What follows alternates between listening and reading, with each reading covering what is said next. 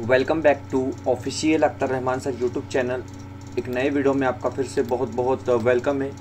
NCERT के syllabus के हिसाब से समाजशास्त्र या हम जिसको सामाजिक विज्ञान कहते हैं, किस तरीके से प्रश्न आपको इतिहास, भूगोल और राज्यशास्त्र में पूछे जाते हैं, उस टाइप के कुछ क्वेश्चन दोस्तों हम सीटेट के लिए यहाँ पर देखने वाले हैं। मोस्ट आईएमपी ये क्वेश्चन होंगे। एक बार आपने देख लेना है कि इतिहास को लेकर प्रश्न किस तरीके से पूछे जाते हैं। बड़ा सिंपल सा एक यहाँ पर हमने एक वीडियो आपके लिए लेकर आए एक पीडीएफ के रूप में, जिसमें आपको एनसीईआरटी की कुछ क्वेश्चन दिए गए और साथ में एनसीईआरटी नोट्स किस तरीके। हम इस वीडियो में आगे बढ़ते हैं दोस्तों। वीडियो में आगे बढ़ने से पहले अगर आप हमारे चैनल पे नए हो तो प्लीज़ चैनल को सब्सक्राइब कीजिए, साथ ही साथ बेल नोटिफिकेशन को ऑन कीजिए ताकि आपको आने वाले वीडियोस के नोटिफिकेशन जो है वो आसानी से मिल पाए।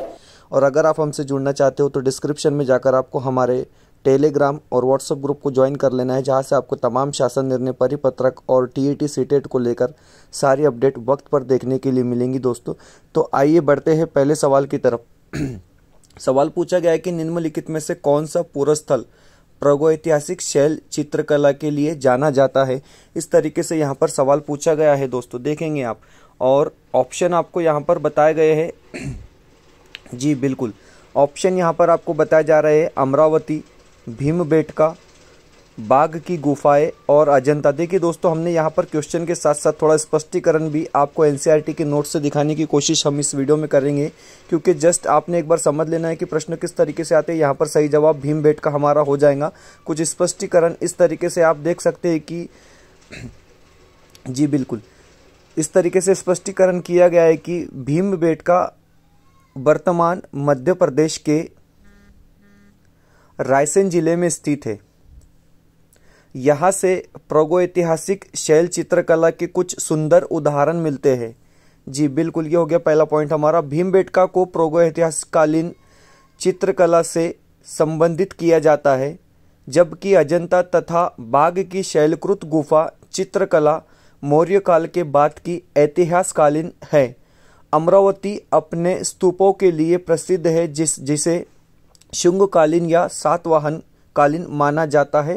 तो इस तरीके से दोस्तों इसकी कुछ व्याख्या यहाँ पर एनसीईआरटी के नोट्स के हिसाब से हमने आपको बताई है। बिल्कुल इसी तरीके के क्वेश्चन आपको एसएसटी के सेक्शन में देखने के लिए मिलेंगे। देखते हैं सेकंड क्वेश्चन। यहाँ पर आप इस तरीके से क्वेश्चन पूछा गया है कि गंगा नदी के दक्षिण में इसकी सहायक नदी सोन के आसपास का क्षेत्र प्राचीन काल में किस नाम से जाना जाता था। चार ऑप्शन आपको यहाँ पर दिए गए हैं, अवंती, वज्जी, काशी और मगध। तो बिल्कुल गंगा नदी के दक्षिण में इसकी सहायक नदी सोन के आसपास का क्षेत्र प्राचीन काल में किस नाम से जाना जाता था। तो इसका जवाब हो जाएगा मगध। बिल्कुल राइट आंसर इसका यहाँ पर समझा जाएगा। और ये जो है सोन, गंगा नदी के सहायक नदी है सोन, उसके आसपास का क्षेत्र मगध नाम से जाना जाता था। थोड़ा इसके बारे में दोस्तों व्याख्या हम यहाँ पर देख लेंगे कि जी बिल्कुल, सोन नदी के आसपास का क्षेत्र प्राचीन काल में मगध कहलाता था। मगध प्राचीन काल का पहला बड़ा राज्य था, ये बात आप याद रखेंगे। इसके शासक बहुत शक्तिशाली थे, उन्होंने एक विशाल राज्य स्थापित किया था, ये भी चीजें आप याद। मगध साम्राज्य का उत्कर्ष ईस्वी सन पूर्व 6वीं शताब्दी में हुआ था। मगध साम्राज्य का वास्तविक संस्थापक अगर हम कहेंगे 544 ईस्वी पूर्व से 492 तक बिंबिसार को माना जाता है। ये बिंबिसार आपने समझ लेना और सबको ये चीज पता है। चलिए अब देखिए सवाल नंबर 3 यहाँ पर पूछा जा रहा है कि मेहरगढ़ निम्नलिखित में से किस दर्रे के निकट स्थित है। देखिए पूछा जा रहा है कि मेहरगढ़ किस दर्रे के निकट में स्थित है। इस तरीके से क्वेश्चन आपको यहाँ पर बच्चों पूछा गया है। और चार ऑप्शन आपके सामने दिए गए कि बोलन दर्रा है, गोमल दर्रा है, खैबर दर्रा है या फिर कोरम दर्रा है। तो देखिए आपको इसका सही जवाब लगाना है बोलन दर्रा, मतलब ऑप्शन नंबर 1, क्योंकि मेहरगढ़ जो है वो बोलन दर्रा के निकट स्थित है। मेहरगढ़ के बारे में हम थोड़ा यहाँ पर जान लेंगे और आसानी से। चलिए देखिए आप, व्याख्या दी गई है कि मेहरगढ़ किरथर पहाड़ियों में स्थित बोलन दर्रे के समीप एक हरा भरा समतल स्थान है। ये वर्तमान पाकिस्तान के बलूचिस्तान प्रांत में स्थित है। अगर आज पूछा गया कि मेहरगढ़ कहाँ पर है तो बिल्कुल ये बलूचिस्तान में स्थित है। एक स्टेट का नाम है बलूचिस्तान। ईरान जाने के लिए बोलन दर्रा एक महत्वपूर्ण मार्ग है, इस तरीके से इसके बारे में बताया गया है। चलिए सवाल नंबर 4, देखिए सवाल नंबर 4 बताया गया है कि मोस्ट आईएमपी क्वेश्चन ने 2-3 बार एग्जाम में पूछा जा चुका है कि निम्नलिखित में से सबसे पहले किस जंगली जानवर को पालतू बनाया गया।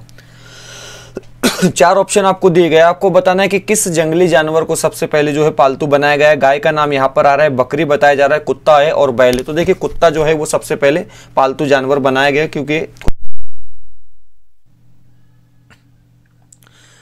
देखिए इसके बारे में कुछ व्याख्या और स्पष्टीकरण यहाँ पर दिया गया है दोस्तों कि सबसे पहले जिस जानवर को पालतू बनाया गया वह कुत्ता था, इसके बाद मनुष्य ने भेड़ व बकरी को पालतू बनाया। इस तरीके से यहाँ पर व्याख्या स्पष्टीकरण एनसीईआरटी के हिसाब से दी गई है दोस्तों। सवाल नंबर 5 ये रहा आपके सामने। हम बात करते हैं नवपाषाण युग के संदर्भ में निम्नलिखित में से कौन सा कथन सही नहीं है। 4 कथन आपको दिए गए और आपको बताना है कि कौन सा कथन जो है वो उपयुक्त नहीं या सही नहीं है। इस तरीके से इस काल में जी बिल्कुल, इस काल में पुरापाषाणिक औजारों का प्रयोग और निर्माण पूर्ण बंद हो गया। ऑप्शन नंबर 1 बताया जा रहा है। ऑप्शन नंबर 2 में बताया जा रहा है कि इस काल के औजारों की धार को अधिक पैना करने के लिए उन पर पॉलिश चढ़ाई जाती थी।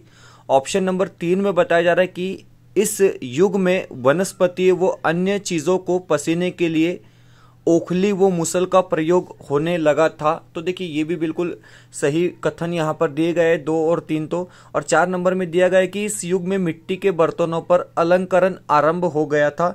तो ऑप्शन नंबर 4 भी जो है वो सही होगा, लेकिन ऑप्शन नंबर 1 जो है यहाँ पर वो सही कथन नहीं है, गलत यहाँ पर दिया गया है। चलिए बढ़ते अगले सवाल की तरफ। सवाल नंबर 6, सवाल नंबर 6 पूछा जा रहा है कि निम्नलिखित पुरस्थलों में चौकार तथा आयतकार घरों के अवशेष कहाँ से मिले हैं। मोस्ट आईएमपी क्वेश्चन है दोस्तों। चौकार और आयतकार घरों की बात हम कर रहे हैं।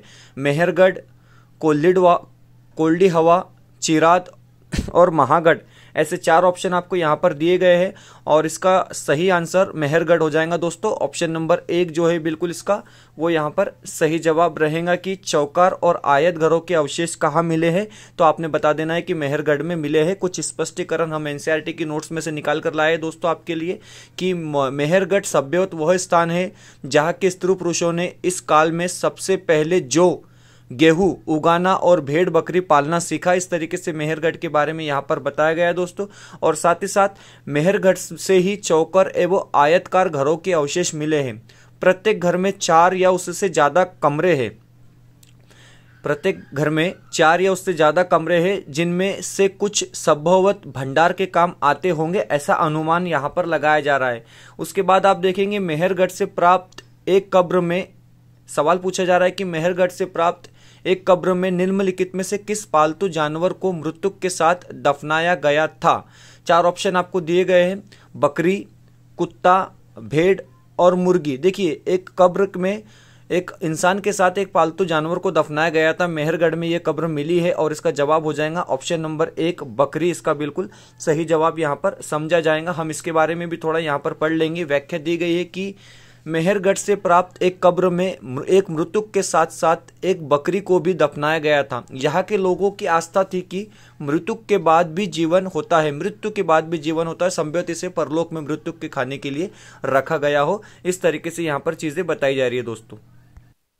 सवाल नंबर 8 यहाँ पर पूछा जा रहा है कि हड़प्पा पुरस्थल निम्नलिखित में से किस स्थान पर है। मोस्ट आईएमपी ये प्रश्न है दोस्तों, कई बार रिपीट हो चुका है। इसी तरीके की क्वेश्चन आपको एग्जाम में देखने के लिए मिलते हैं। गुजरात भारत की बात यहाँ पर हो रही है, पंजाब भारत की बात यहाँ पर हो रही है, पंजाब पाकिस्तान में भी आता है और काबुल अफगानिस्तान की बात हो रही है। तो पंजाब पाकिस्तान जो है इसका वो बिल्कुल सही जवाब यहाँ पर हो जाएगा दोस्तों। चलिए अगला सवाल देख लेते हैं हम। अगला सवाल यहाँ पर पूछा जा रहा है कि हड़प्पा में मिट्टी के बर्तनों पर सामान्यतः किस रंग का उपयोग हुआ करता था। 4 ऑप्शन दिए गए दोस्तों, लाल, पांडु, हरा या नीला। तो देखिए हड़प्पा में मिट्टी के बर्तनों पर सामान्यतः किस रंग का उपयोग हुआ करता था, इस तरीके से सवाल पूछा गया है दोस्तों। इसका जो जवाब है वो ऑप्शन नंबर 1 जो है हमारा बिल्कुल सही जवाब हो जाएगा। चलिए दोस्तों वीडियो अगर आपको बेहतर लगती है तो प्लीज़ वीडियो को लाइक कर लेंगे। चैनल पर अगर आप नए हो तो प्लीज़ चैनल को सब्सक्राइब कर लेंगे। डिस्क्रिप्शन में जाकर आपको हमारे टेलीग्राम और व्हाट्सएप ग्रुप को भी ज्वाइन कर लेना है। सवाल पूछा गया है कि सूती कपड़े के टुकड़ों के अवशेष निम्नलिखित में से किस हड़प्पा स्थल से मिले हैं। 4 ऑप्शन आपको यहाँ पर दिए गए दोस्तों। सोतकाकोहो, मोहनजोदाड़ो, हड़प्पा और राखीगढ़। तो देखिए दोस्तों, इसका जो जवाब सही यहाँ पर हो जाएगा वो होएगा हमारा ऑप्शन नंबर बी जो है, क्योंकि सूती कपड़े के अवशेष जो है वो मोहनजोदाड़ो में ही मिले हैं। मतलब ऑप्शन नंबर बी जो है इसका वो बिल्कुल परफेक्ट आंसर यहाँ पर रहे। कुछ स्पष्टीकरण दिया गया है दोस्तों, हम देख लेते हैं इसके बारे में भी। यहाँ पर व्याख्या दी गई है कि सूती वस्त्रों के साक्ष्य मोहनजोदाड़ो से प्राप्त हुए हैं। तो दोस्तों, इसी तरीके की वीडियोस देखने के लिए आप हमारे साथ बने रहिए। हम अगले 30-35 दिन आपके लिए सीटेट के लिए बेस्ट चीज़ें लेकर आएंगे हमारे चैनल के माध्यम से, जहाँ से आपको CDP, हिंदी, बाल मानस शास्त्रों और साथ ही साथ मराठी के वीडियोस भी और पेडागोजी कुछ आपको देखने के लिए मिलेंगे दोस्तों। मिलते हैं नए वीडियो में किसी बेहतर अपडेट के साथ।